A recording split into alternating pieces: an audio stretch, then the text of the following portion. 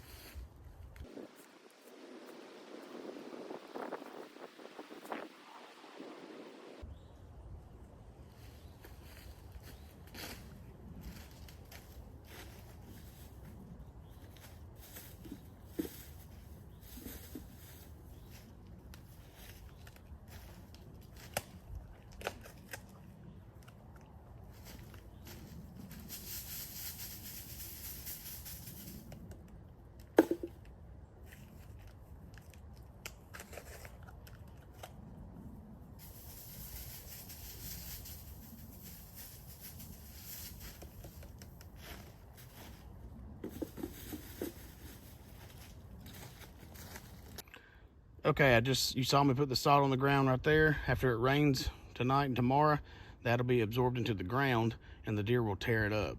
They don't really care for the salt when it's on the ground because I've put it out before. Come back a week later with zero rain and they may have scratched it twice. Once it's in the ground, they're gonna tear it up.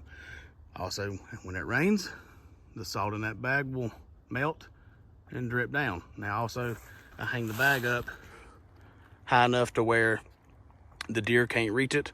And also, hopefully, squirrels don't, low enough to where a squirrel can't just gnaw through the bag. The squirrel would have to come down that little bitty rope to it. Okay, today's date is February 20th, so it has been 10 days since we put the salt out. It has rained on it since. I'm going to show you what it looks like. So there's still a little bit of salt that didn't get completely dissolved. There and there, all that white stuff. But if I get down close, you can see that they've been pawing at it.